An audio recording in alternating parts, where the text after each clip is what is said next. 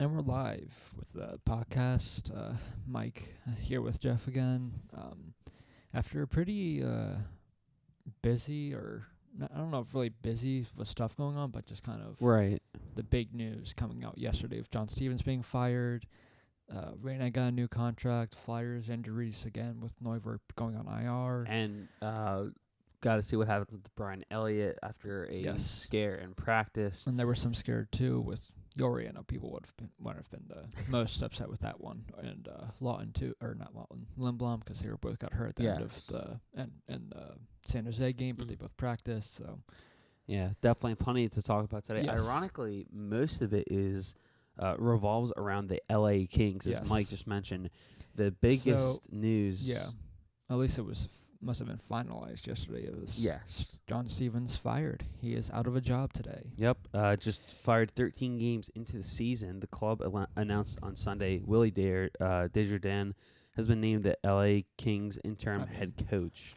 I mean, if you saw that Flyers Kings game, they did not look good, and their record right now, 13 games, certainly shows 4-8-1. It certainly shows. Only 9 points. And I feel bad for John Stevens. He's a great guy, class act, but. When they won the Stanley Cup, he was on the bench, right? Yeah. No. He was an assistant coach because it was Daryl Sutter for both cups as their coach. Got it. But in the statement, Rob Blake, the general manager for the Kings, had this to say. Surprisingly, they weren't terrible. Right. Their home record's 3-3-1. They're away 1-5. Yeah. So their away is what gets them. But Rob Blake's statement is this. Quote, "This is a critical time in our season, and our results to date have fallen well below our expectations. With that in mind, this was a difficult decision, but one we feel was necessary. We have a great deal of respect and appreciation for John's time with our organization. He was a key part of our past success, and we have tremendous gratitude for his many contributions." End quote. So I think... Rob Blake is right. It was necessary because 4-8-1, and you mentioned in the standings they're very, very low. They're 10. If you want to put it this way, they're 10 points behind Calgary with 19, and they played 2 more games. Yikes! Because the Pacific's weird this season to start out. I think we might have talked about it last time. Maybe we talked about it before the podcast, but it goes off from 1 to 8. It goes Calgary with 19 points, then Vancouver 18. Tied with third with 17 points with Edmonton, San Jose. Then it goes 5th with Anaheim with 15 points, Arizona 14 at 6, then Vegas with 13, and then LA at 9. Vegas and LA coming into the season, people were high on them. Mostly Vegas coming because they made it to the Cup finals and everything, coming so close, but not really there yet. Right. And the Kings, they thought because they got Kovalchuk, everyone's like, well, and everything else they have around them with Kopitar, Doughty, Quick. You would have thought, wow, they're going to be a threat, but the Pacific's gotten a lot better. Yeah, not only Calgary was the team I was sleeping on too. I think they're a big sleeper, but now they're becoming more of a legitimate. I thought James Neal was a big signing. Yes, and that trade with Carolina. Yeah. Here's my thing: is that although they gave up Dougie Hamilton, they got 2 very big and underrated assets. Young guys, too. In Lindholm and there goes me. Yeah, that was going to happen. Lindholm. I saw Papa. Lindholm's the secret word. Yeah! Hey, he said the secret word. Lindholm and... That's what you should do for next... what? I'm just going to go off a little... That's what we used to do for every podcast now. We just find a secret word, and then when we say, you said it. I think that'd be great. Losing my place now. He said it. He said it. I'm a family man. Anyway.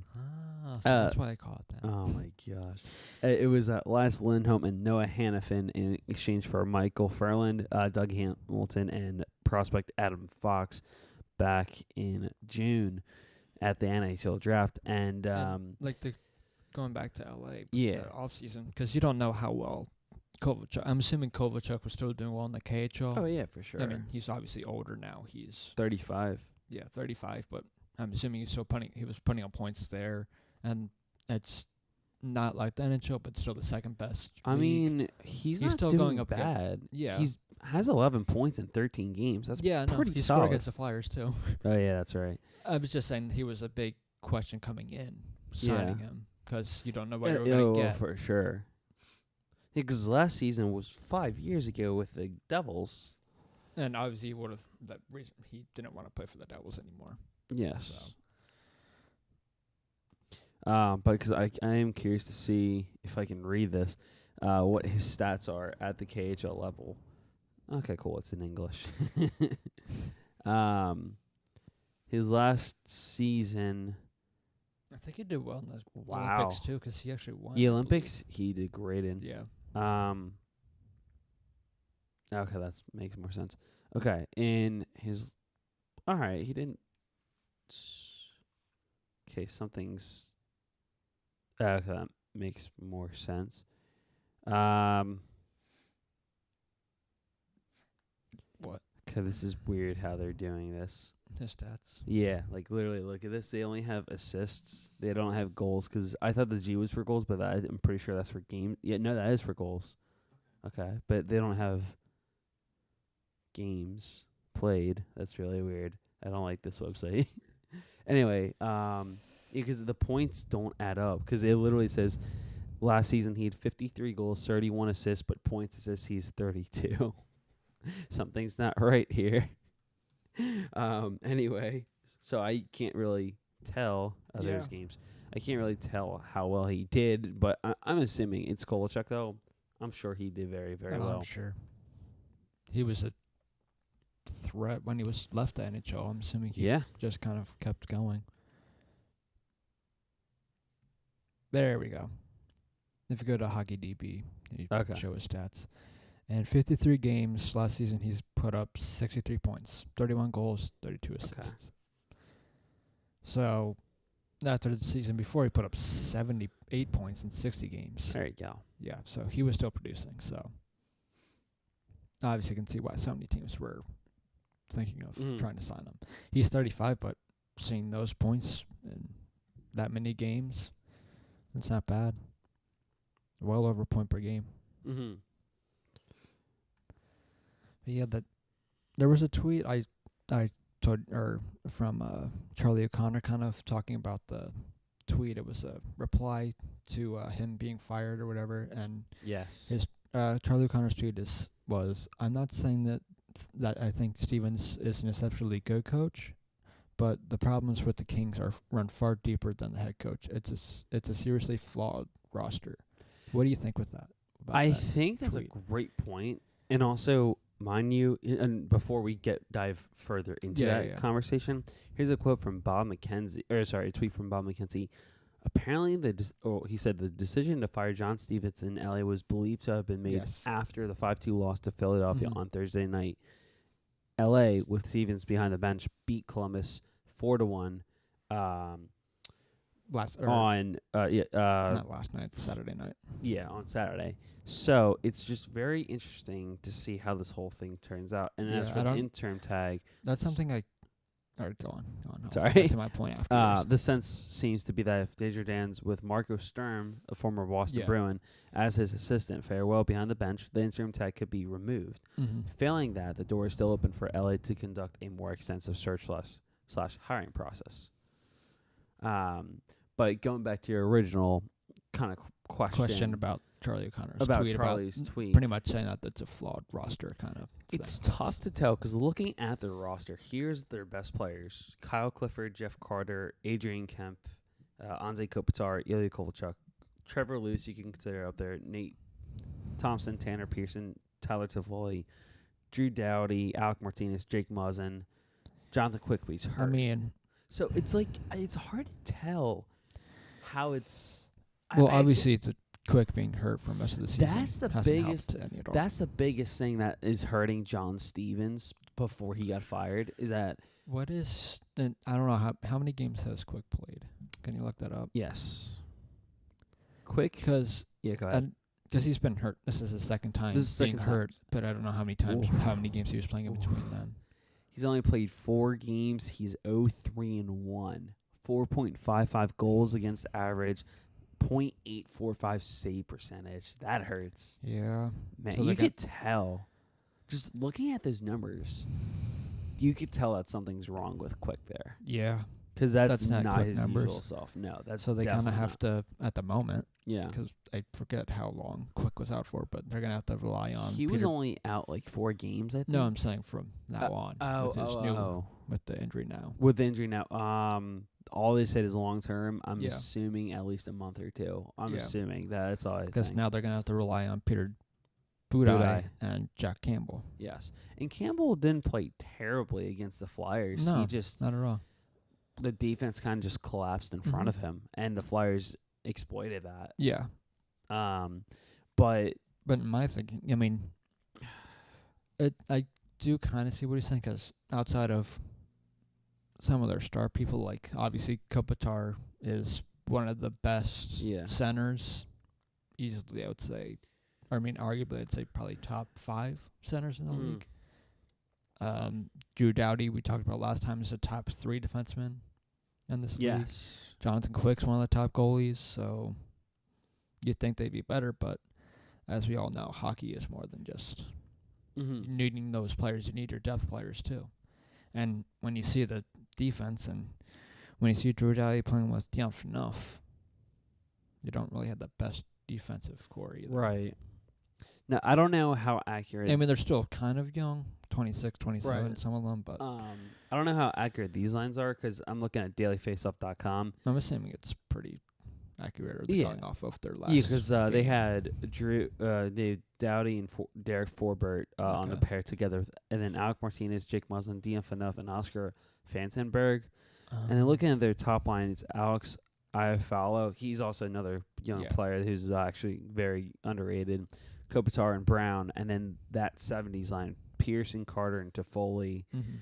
That's always been a proven line. They were a good line against the Flyers. Yeah, they were. That was great. one of the few good lines against the Flyers. I was going to say, because at one point, they actually split that up with that lineup within the past year or two. Yeah. So I'm kind of glad. And the only reason why I say Drew Doughty with Phaneuf is because I think in the Flyers game they put Phaneuf with Doughty. I think you're right. Yeah. And I just realized this: if you're looking at their contracts, Doughty after this season is going to be paid $11 million. I just realized that. This season he's playing $7 million, but that's going to jump up to $11 million. Yikes! After they're already paying $10 million to Antti Kopitar. That hurts. Yeah, and we'll easily get into the the Kings cap situation, because they're in some deep trouble there. The Lightning had a pretty slim cap space issue, but now looking at the LA Kings, it's very slim. So we'll get into that more. But looking at the Kings roster and all their lines, because they have Kovalchuk apparently on the third line with Kemp and Trevor Lewis, and then Kyle Clifford, Nate Thompson, and Matt Luff.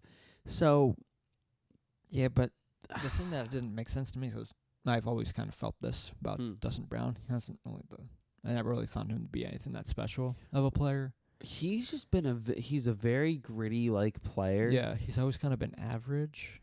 Nothing really stand out-ish kind of thing. I'll bring up his stats, because maybe it's because I don't really see the Kings that much. But right, and that's obviously fair. I'm assuming he's probably over the trip and the captaincy. But okay, last year was his first year without being the captain, right? I want to say it might have been his second year. Second year, okay. Because honestly, I'm sure that first year after he lost it, he was pretty upset about it. Oh, I don't blame him. I don't blame him either, but you kind of have to understand. Yes, that it was kind of needed. Yeah. Look at the guy you're on a line with, Antti Kopitar, or Drew Doughty. Yeah. Here's the crazy part. Last season was his best season since 2007, 2008. He had 61 points. And the last time he was in the 60-point range, again, that 07-08 season. I mean, he is 34 now, but... Yes. The last 5 seasons, he was between 29 points and 36 in that range. 36 in 2016-17, 28 before that, 27 in both 2013-14, 2014-15, 29 2012, 2013. Then finally, going all the way back to 2011, 2012, he had 54. What did I have that first line as? On that site, I'm saying. Was Kopitar. I'm pretty sure it's Kopitar Brown. I forget who else. Yeah, it is. and Iafallo. Afalo. Okay. Yes. Okay. So it's not a bad line. No, but Because honestly, why don't they just try Kovalchuk on that line? I think that would be a better idea. I don't know why. I mean, who knows? We might with the with Desjardins. I'm sure the that at interim some head point, coach, because they've been such a struggle, they've probably put that line out there at times. I feel like they had to have. Yeah, because that 70s line with Pearson, Carter, Toffoli, that's literally Mhm. your best line right now. And even think about it, because the Flyers got rid of or traded away Carter. How many years ago was it now? That was the off season of 2012. Yeah. No, sorry, 2011. Right. And they actually just traded him to Columbus, not even not to LA, but I'm just saying. Yeah. Since then, I don't really know. I don't think he really cared for his time in Columbus. No. Because for some reason, every team there's always a star that doesn't really want to play in Columbus. I can think of two right now. Rick Nash, Carter, Oh yeah, those two. Panarin. He's more of what I was thinking of Bobrovsky, most likely. Yeah. Well, I don't know if Panarin's really said or Bobrovsky said anything about like the Columbus playing Columbus We'll in see. general, but We'll see. yeah, but that's for another time. Yes, But- but you know, going back to Carter though, he's He's still been stellar. He's Because if been you look at his, I'm sure fantastic. if you look at his stats, it's still pretty good. you're looking at his stats here. Here he's 9 points in 13 games played this year. This is his 8th year in LA. So Oh yeah, last year was an injury-prone year for him. He only that's played right. 27 games last year. He still But put up he's 22 yeah, points. exactly. But literally since that, before that, he's put up 66, 62, 62, 50 in the last last 4 seasons. 33 in the lockout year. Mm-hmm. A total of 34 in 2011, 2012. That was his first year in Columbus/LA. He's putting up similar numbers than he did in Philadelphia. He is, because, oh my gosh, look 2010, at 2011, 2008, 66. 2009 for Philly. Carter put up 84 points. Yeah. His That's rookie kind of year, an he put outli- up 42. Yeah, but that's kind of an outlier to all of this other kind of stats. But yeah. I was thinking more of 09 to 10, 10, 11, 61, 66. Yes. And Good point there. From 14 to 17, he's put up like 60 Yes. some. 62 plus. Yeah. But it's just interesting that Carter technically had the only season you can argue in Philly he's had a bad year is 2006, 2007, where he only had 37 Mhm. points. I will and that's also still say not this: bad. in that last playoff run with Jeff Carter, he didn't look the best either. No, he I did. think it was hurt, but he didn't look the best. Well, then. here's the thing: is I think there's just off the ice issues Yeah. between Carter, Pronger, and Richards. The that trio there. Yeah. Well, I'm pretty sure a lot of people had problems with Richards. So. Yes. I still kind of find him not the best fit for a captain. right. So. I know what you mean. But no, going back to Carter again, you could argue he's never once had a bad season in No. Philadelphia. The only season you can argue that is 2006, 2007. It's 62 games played, 14 goals, 23 assists for 37 That was points. just his and that's second still year. not bad. That was the That's second his year. second year. After that, it was 53 points, 84 points, 61 points. And his final year in Philly, 2010, 2011, 66 points in 80 games played. And what also you have to put to account to that is also he was playing with Carter or Richards, and Yeah. when he was on the Flyers, he was really good. Yeah. Richards. I mean, I want to say near Richards- the end, he might have been playing with JVR too. I know Voracek was playing with JVR for a little bit, at least in the playoffs against the Devils. No, I was just saying. but in just I'm, more. I'm trying to figure out who was the other line mate with Richards then, or on that line. Because Briere was on a different line. He was on the second line, I believe. And I want to say Drew was even on the third line then, because he was still young.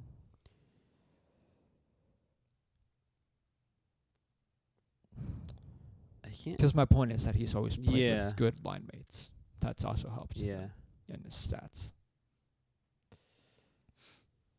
No, we'll see. I don't know if there's a way to really figure that out. So Right. I just remember he's always with Mike Richards. So There's an interesting article I found. This is posted by Dan Gross for the Inquirer back in 2011. teammates say partying cost Richards Carter their Flyers positions. Shortly after his arrival in 2009 in December, Oh, was his car Hartnell? maybe, head coach No, Peter no, he might have Laviolette been- no. instituted what No. players came to call the dry island. Lavi asked team members to commit to not drinking for a month, and each player was asked to write his number on a locker room board as a pledge. Both Carter and Richards were absent from the board on the first dry island, as well as the estimated 5 more times the policy was instituted. In a phone interview, GM Paul Holmgren, former now, President. now president of the Flyers, confirmed that both Richards and Carter. Some may say president is just as important. It's like the office. Assistant to It's the like regional yeah. manager. On a movie set, director is the Yeah. highest. But Homer confirmed that both Richards and Carter had not put their numbers on the board, but said there had been others who declined. Quote, "We carried 23 players, and there was not 23 numbers up there." End quote. Richards like the party. Apparently, yes. Homer was actually apparently really upset that was out there. That's our locker room, our inner sanctum, our board. Someone's Yeah. crossing a line here and discussing the dry island. I'm sure Ed Snyder wasn't a fan of that either. Who? Ed Snyder. Oh yeah, no, definitely not. I highly doubt it. Holmgren also said it was preposterous that partying was factored into the decision to trade Richards and Carter. Quote, "As far as Mike and Jeff, ironic, are concerned, we made 2 good hockey trades that will better suit us now and for the future. Columbus is happy." Jeff, I don't think we're that big of partiers. I agree, Mike. I'm a little concerned that this is out here about us. I know. But Columbus is happy, LA is happy, and the Flyers are happy with the deal. End quote.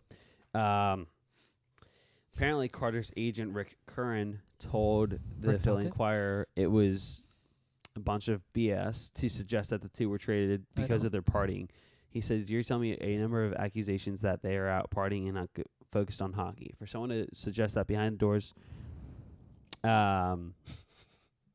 without having the stones to come out publicly, consider it for what it is." Richards' agent, Don Meehan, did not return repeated requests for comment. Both Richards and Carter did not respond to their voicemails on their cell phones or text messages.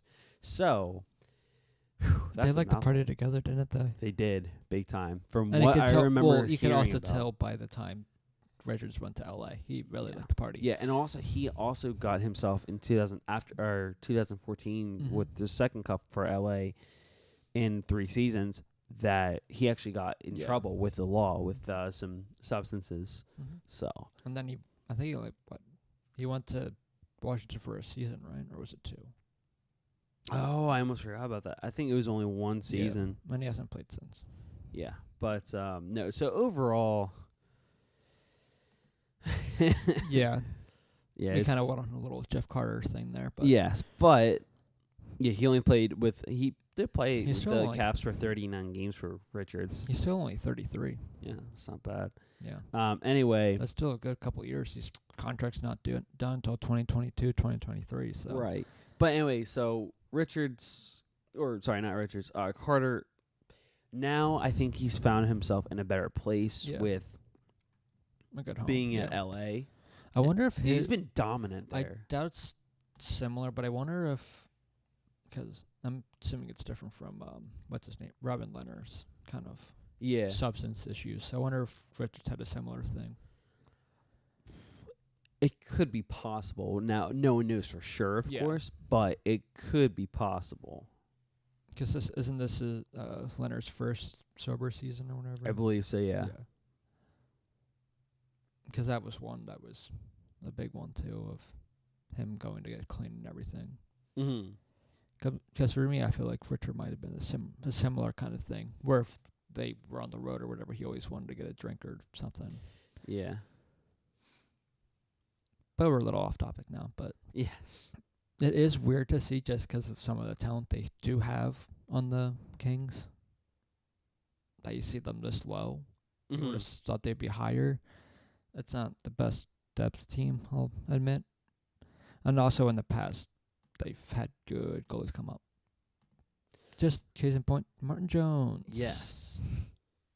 He was a king. Yep. And they traded him to. It was actually a It was- three-way trade, I want to say. Or Yeah, he was traded away. It was kind of like the Ottawa trade with Carlson. yeah. Or not Carlson. No, Hoffman. here's what was. The Kings traded. Okay. Oh man. Okay, so Boston acquired Martin Jones as part of the Milan Lucic's trade with the LA Kings because the Bruins already had so many quality goalies in the organization, including Rask and Malcolm Subban, who's now a Vegas Golden Knight. Mhm. There really wasn't much room for him in Boston. So they traded Martin Jones for a 2016 Was this first-round when they saw pick. Tim Thomas? Hmm? Was this when they saw Tim Thomas? Boston? No, Oh, this is okay. way after. Okay. And they got a first-round pick and prospect Sean Curley. And I'm curious to see. Was that one? When was that trade made? This was back in 2015. Okay, so that's how they got one of their first Yeah, round picks. one of their the first 3 back to back. First round picks. Now I'm curious to seeing. And then Boston traded him to San Jose. Yes, in 2016, it was a first-round pick. So they either picked Charlie McAvoy or Trent Frederick. Mm-hmm. I don't know which one they picked. Let's just say Charlie McAvoy because he's the better player. I'm assuming, yeah. I could be wrong, but we'll find out. Yeah. So, eventually. But yeah, so Even what's his name? What's his name? love that guy.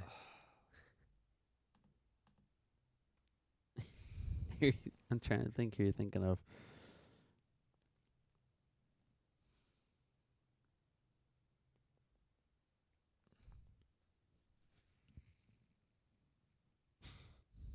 You're really stuck here, aren't you? Just keep going. I'll come to me. Okay. I'm trying to think what else. So, really quickly, Do you think this is something that they can bounce back with, LA? Kind of like what we kind of found out when you were talking about the possibility of or the past Flyers firings or whatever. Yes. How like that year they made it to the playoffs both Right. times. Well, looking at the current record, Because sometimes that can be a big hit that kind of gets you going. it's a big shakeup. yeah. Well, right now they're at the bottom of the barrel. That's Wow. it's the bottom of the barrel, but I think Vancouver They will are fall tied off for last place with the Florida Panthers. Yes. They're not far behind the Golden Knights. All right, so basically the teams that I they're... think Vegas will bounce back at some point.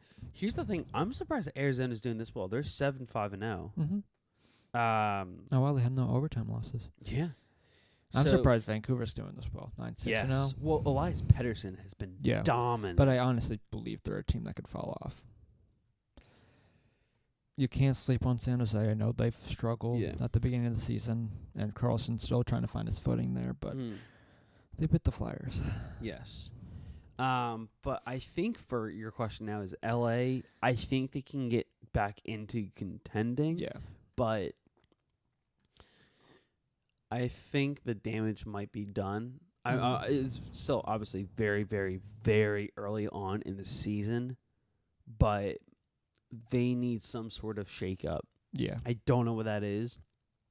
I know they just obviously fired John Stevens. That could be their shakeup, but I think it's safe to say we might have to reevaluate this team in a month, maybe a month and a half, and then come back to the topic. We probably will, but even if you're thinking of let's still shake this up, you have a lot of people with bad contracts. Yeah, I think you're going to have a tough time trying to trade any of them.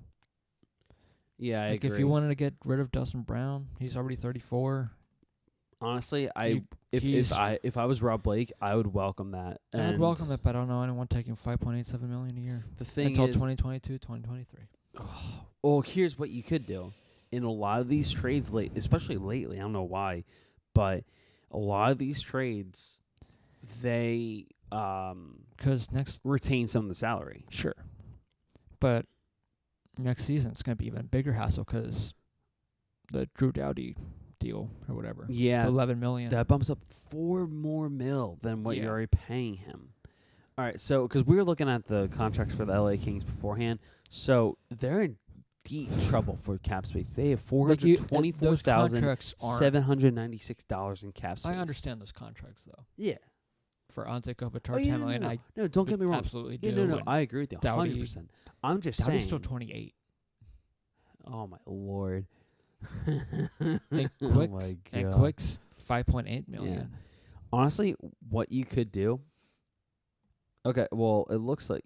And it's not like the Lightning where they have a couple people that are free agents that at least will take some of that contract. A lot of the free agents next season are not very much money. So, for Brown, he actually, according to Cap Friendly, he has a modified no trade clause, which means he can list eight teams he can be traded to.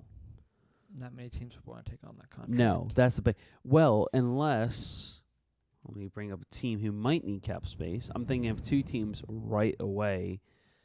I just got to look up and confirm what their cap space issues or situations, I should say, What are the teams? actually are. I know the Arizona Coyotes and the Vegas Golden Knights. So the Coyotes, they have 9. The Coyotes like taking guys with big contracts that aren't They playing do, anymore. exactly. That's my point. They have $9.084 mil in cap space. Kings, they have less than I thought they would, 5.75. You mean the Knights? You said the Kings. Sorry, Kings. Thank you. Ottawa 5.45 mil, not enough. Oof. Yeah, Chicago 3.9. I want to look at a team like Dallas. Oh no, they have barely a mil. No, especially. Oh wow, I found a team. The Carolina Hurricanes, 16.2 mil. Yeah. They're not going to want to do it either because, that's not as big as contract as Doughty's, but Sagan, after the season, goes to 9.87. That's or fair. 9.85 million. That's a good point. New Jersey, 13.44 mil. And here's a big contract they got re-signed. Marcus Johansson, 4.5 mil. He's a free agent after this year. Ben Lovejoy, 2.66. The Islanders have $10 million in cap. Yeah. Keith Kincaid, I mean, they 1.2. lost a lot of it by not signing Tavares. That's a good point. Next season they got Eberle, who's going to be a free agent, so there's some money there. There's Brock Nelson, Anders Lee, 4.25 for. Yep. And Nelson, Anders Lee, of course, is their cap. Yeah. A lot of these guys don't have big contracts, which is kind of what I was getting at. Man, a lot of these teams have so little. Speaking of New Jersey, did you see that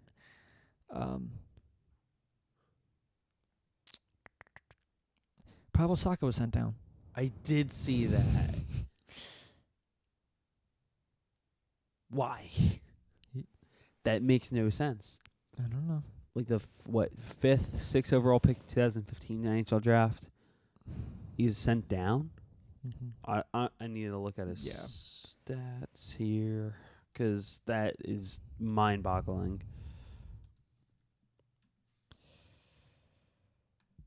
Hockey reference. Wow, that makes sense now. Eesh. Has literally no points in 10 games. That makes sense now. That makes sense now. He's kind of been a bust. Wow. He only played technically his first season, which I really count as his first season, 2016 to 2017. 70 games played, 24 points. Well, yeah, the one once he hit 2015-16, he played one game. Right. So that I'm not counting. Yeah. Last year, 69 games, 25 points. He's kind of been a bust. Wow. This is a wow. That makes sense then. That makes a lot. Okay. All right. So what's also weird is that he put up almost similar numbers. He put up big goals the past 2 seasons. Yeah. No, not that. It's the fact that it's the same right. goals. Before, because I want to talk more about Zaka in a little bit, but another team that I just happen to look at cap friendly for cap space. Toronto, they have 11.4 mil in cap space. I don't know how. I can tell you how.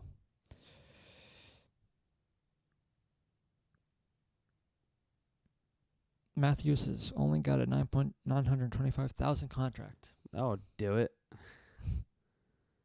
That'll do it. Yeah. Mitch Marner doesn't have that big of a contract. That's a good point. Okay. I don't even see Matt. Oh, he does because he's injured. Yeah. I was like, Matthews is hurt. yeah, I was like, You have to scroll down. yeah, okay, there he is. I was like, I don't see him. That's why. Also, Their they big do have contract Nathan Horton, 5.3 mil, in 2 years, 2020, 2021. Oh, yeah. He still His has- contract will expire. 5.3 mil They again. still have the retained salary of Phil Kessel, too. Oh my God, that's right. For another 3 seasons after this one, it's only 1.2 mil. Yeah. It's not terrible. They also- Yikes. Nikita Zaitsev, 4.5 mil until 2024, 2025. If they're ever going to re-sign William Nylander, Jake Garner, 4.05 mil, is a free agent next season. mm-hmm. Well, after 2019, 2020. I want to get this too. Oh, I'm but sorry, after this year. When we start talking about the Flyers, they kind of want to get into goaltenders and everything, what the Flyers should do there. Yes. But in the meantime, it's still kind of... Oh my God, yeah. Almost What's like going to almost- happen with Willie Nylander, though? I don't know, because he still has no contract, and I thought maybe with the Matthews injury, but what's the latest on that? About Matthews or No, Nylander. Nylander? Well, for Matthews, really quickly, because I did see this earlier, he Well, yeah, he was was back skating, on yeah. the ice skating today at practice, which is good. Mm-hmm. Nylander, I did see. Where was this? Because I retweeted something from one of the national Yeah. analysts. I can't remember who it was. Here it was. Mark Masters, because it was Darren Dreger who quoted his tweet and mentioned something which I'm going to bring up in a second, which is interesting. So apparently Mike Babcock, the head coach of the Toronto Maple Leafs, said this on Riley. There's no one who likes being... Oh, wait, no, that's Riley. Never mind. Never mind. I excluded that whole thing. Yes. Because we're talking about yes, William Jeff, Nylander. Morgan Riley is a good defenseman. Yes. He's their only good defenseman. Yes. Never mind. Ignore me. Because when I saw that, I was like, oh, yeah, that makes sense. And I'm like, wait, no, it's, nope, never mind. Mm-hmm. Never mind. Yeah. Anyway. I think the Kings can spark back, but kind of, we went off a little tangent here. Oh, just yes. a little bit. I love doing that. But even if, because some of these guys that don't have big contracts are young guys, like Right. only like 24 are the youngest that are RFAs next offseason and everything. Yeah. Because their biggest contract is that's expiring after the season is literally Nate Thompson and Peter Budaj. Yeah. And that's not much. It's literally Thompson 1.2 Together, it's only going to be like $3 million. Or not even. and a half. Oh, no. Just over 2.7, Yeah. if not just under 2.7 mil, and that's nothing. That's nothing. You need to clear up cap space. So I could honestly see, depending on how I think Dustin Brown performs either this year and or next year, I don't know when it's going to happen, I could realistically see the Kings buying out Dustin Brown. Yeah. The question is when would they buy him out? Because he's got 4 more years after this. Sorry, 3 more years after this. Buyout. They just have one more buyout year with Green, but Yeah, and that one we mentioned, we were talking about before the podcast. That makes no sense. His contract's only $833,000. yeah. But he is 35 and he But- retired. I don't know if they It's only bought him 800. out and then he retired, or Right. he wanted to retire now and then That's that a good was kind point. of their way of But getting out of that contract. it's just what? Because that is obviously something they could do. Right. If unless Brown puts up, I doubt it, but similar numbers that he did last season, Yeah. maybe. But if it's lackluster, he's 34. You want to try to get something. I don't even know if you could get anything for him. Or The only realistic trade I could see is when whoever they because trade you him can't to. is that they retain his salary, Yeah. and that's it. And it's not like you can just, all right, let's blow up this team and try to start anew.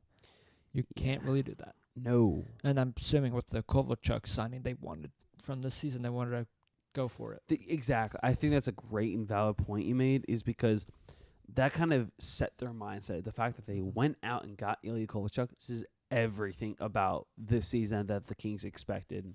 If they wouldn't have gotten, And this is not the way. $6.25 million a year that they could have had on their cap space still. Exactly. So that kind of is, it might be a great move. I don't know, 'cause, so far it's panning out to be a pretty solid move. And we mentioned his stats and KHL were still pretty good. Yeah, and Kovalchuk for a 35-year-old. That's that's solid can't number. Ask for much more. Exactly, and or if anything, it could be like Yager. Yeah, that's a great point. Like he didn't put up the points. Obviously, he did it younger, but he was still producing. Like when he was on Florida, he was producing pretty well. Yeah, even in Philly when he came back for the first season, and Jersey, he played great. Yeah. I just think that's it's a weird start of the season. It is. It's extremely weird. LA's kind of got. I don't know if Vegas' Vegas' problem is Schmidt being out or what. Obviously, I think Stasny might still be hurt. Stasny's still hurt. Schmidt, that doesn't help, 'cause they're hurting as well. Well, it doesn't help that he used steroids either, but you know. Yes.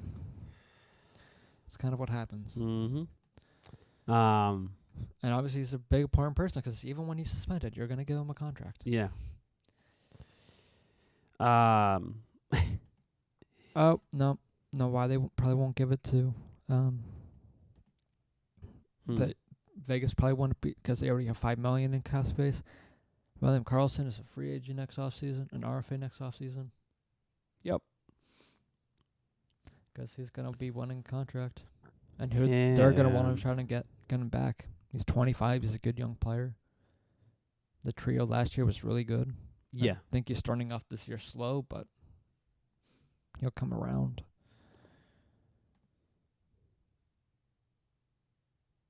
Yeah, the only person on the IR is David Clarkson and Paul Stasny for Vegas.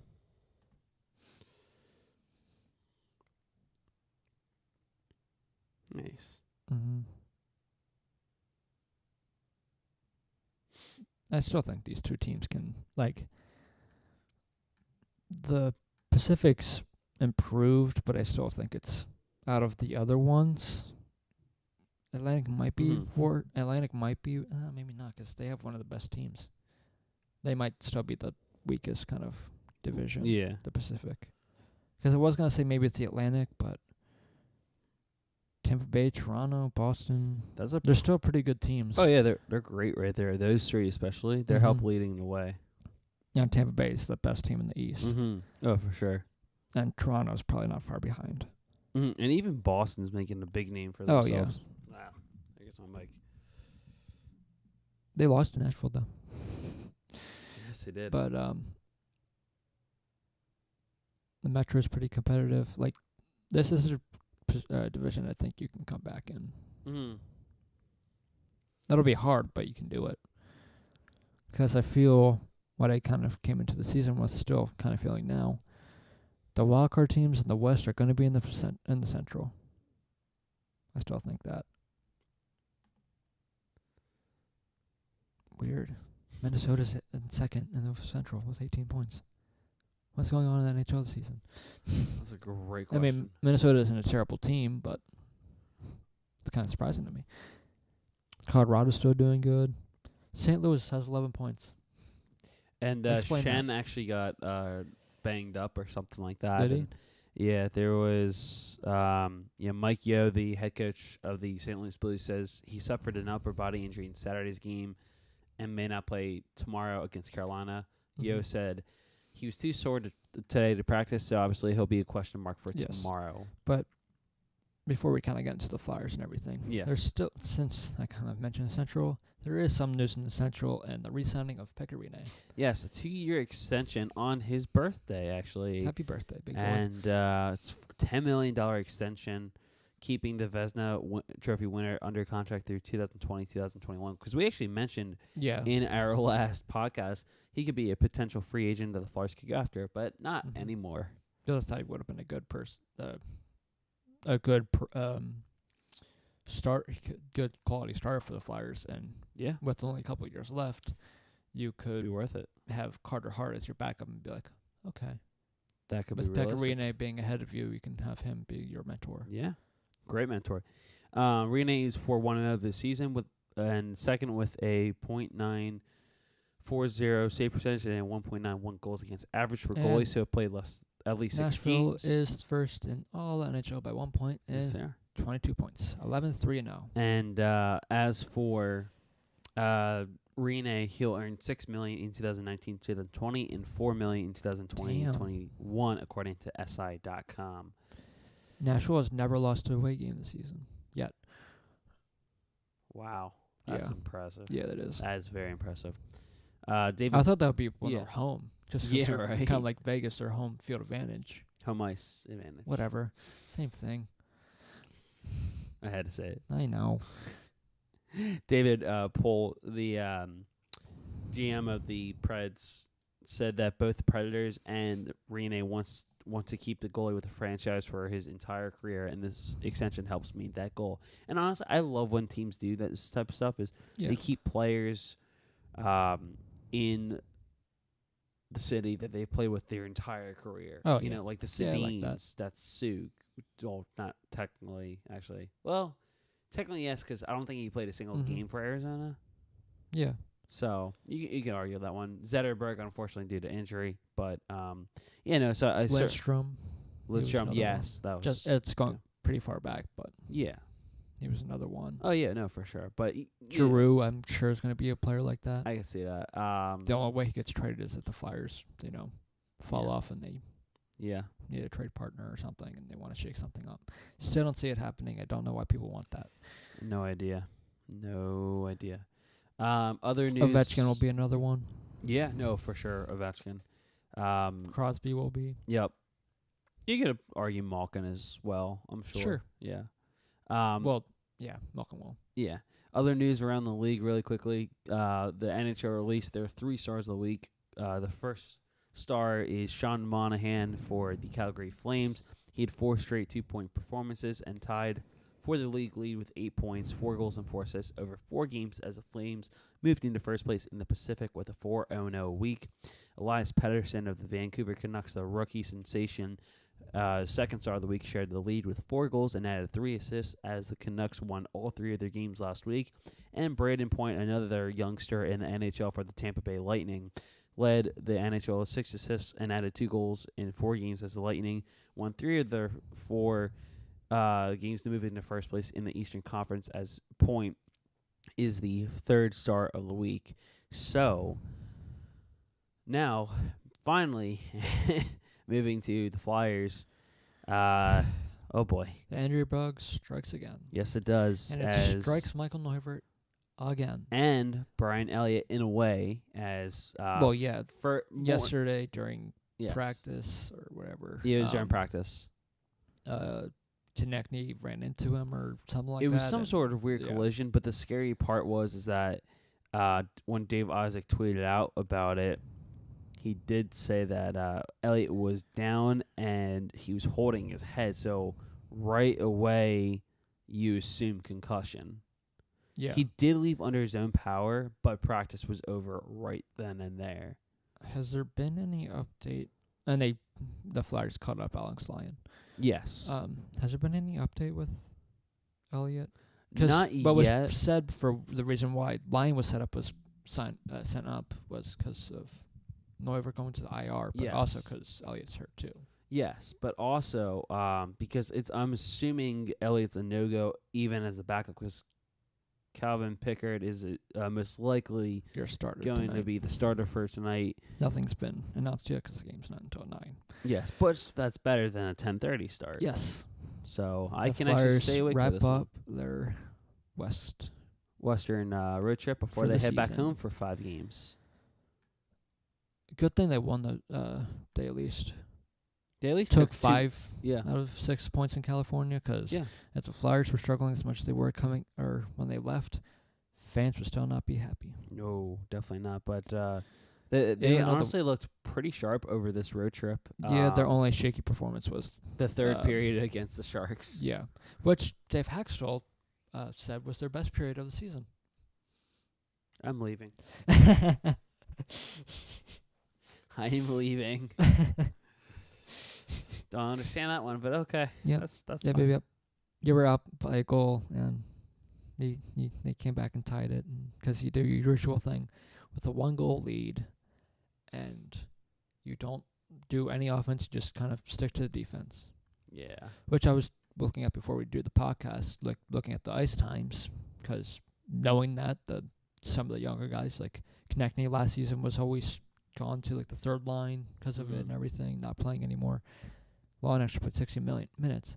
But once again, for the third podcast in a row, Abe Kubel, or not really third podcast, but third game in a row, Abe Kubel, under 10 minutes, 5 minutes, 44 seconds of ice time in San Jose.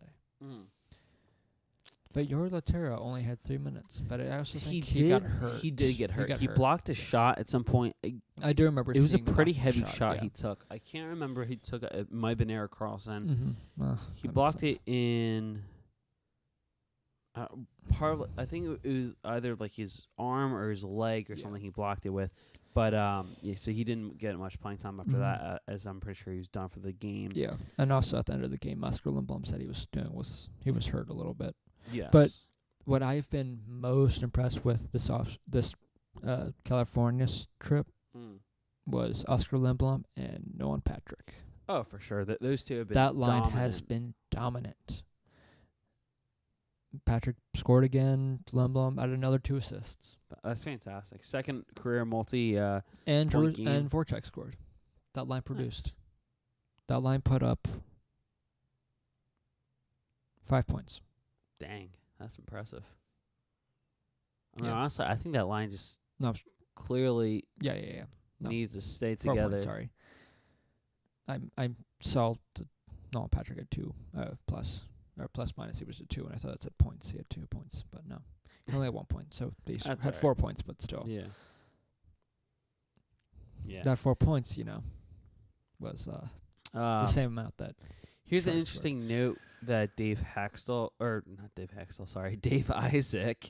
mentioned, because someone tweeted at Isaac and asked, is Elliott's injury a concussion or something else? With legalized gambling, why aren't sports teams required to report actual injuries instead of upper body/lower body injuries? Well, for that, first of all, Bettman, I remember we talked about this in the podcast not too long ago, in one of our previous ones.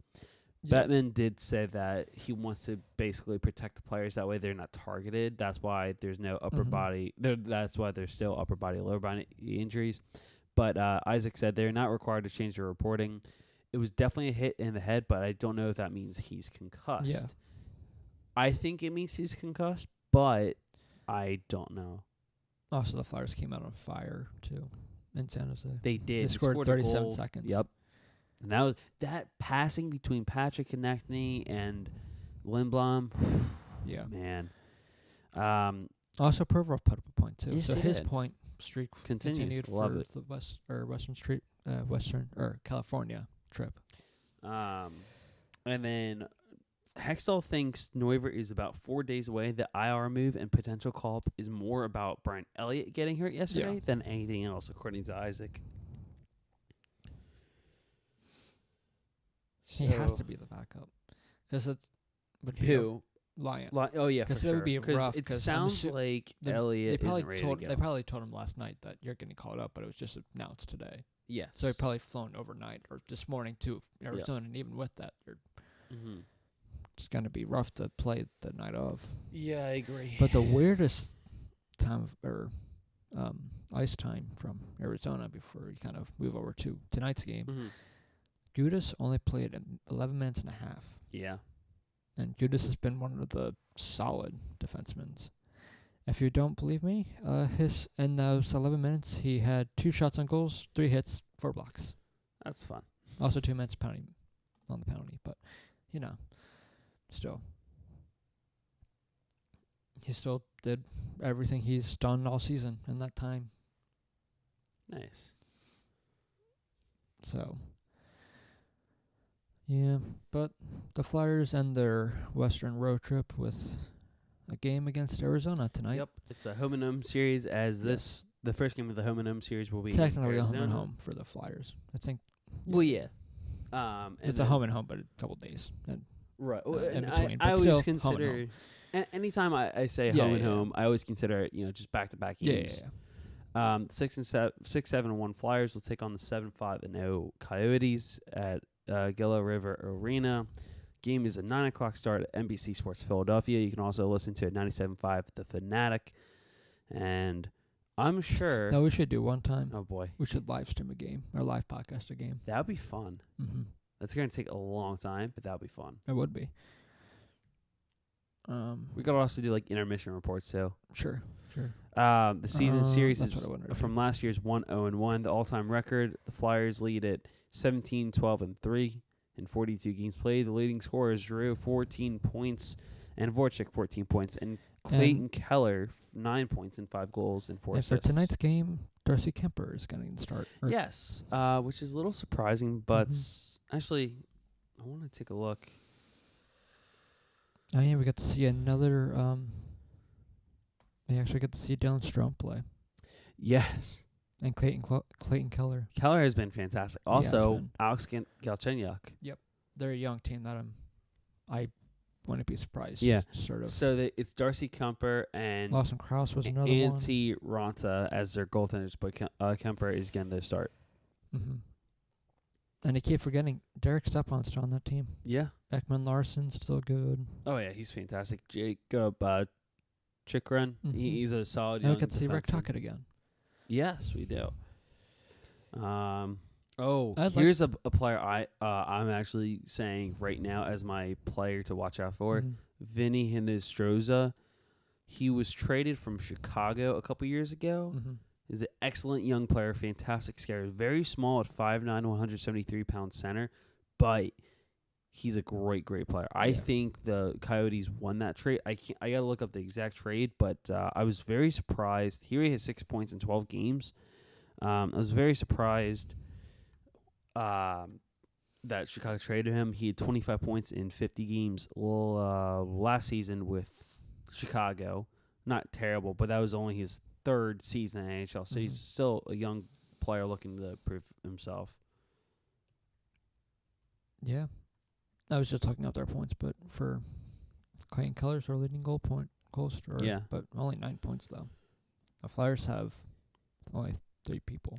That's what that was. So this is what the trade was. It was the Vinny Hinostroza, the Marion Host deal where they got rid of his contract. Jordan Ulsterly and a third-round pick to Arizona in exchange you get for... to see Nick Cousins again. That's true. That's a good point.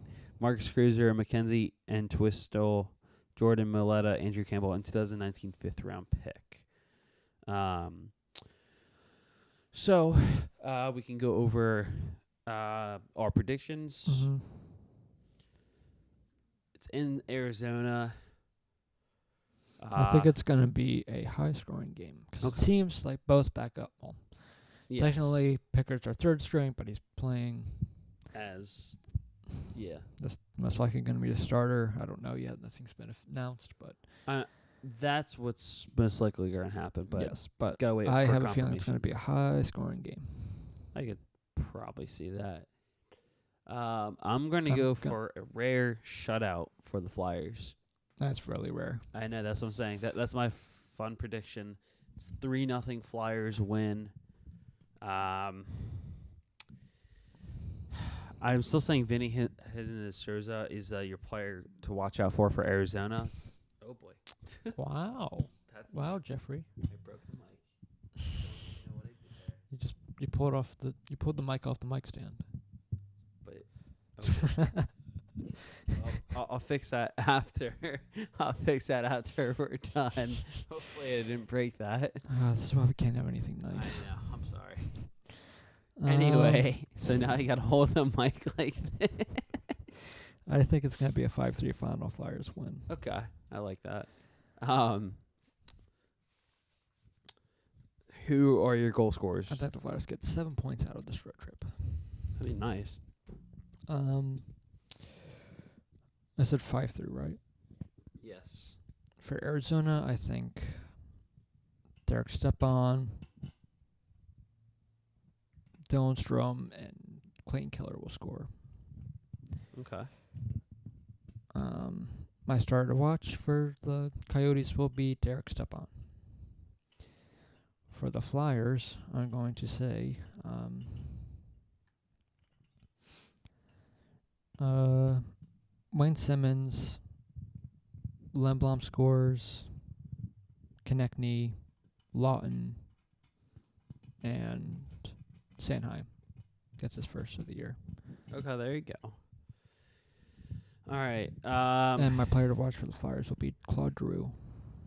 My player to watch out for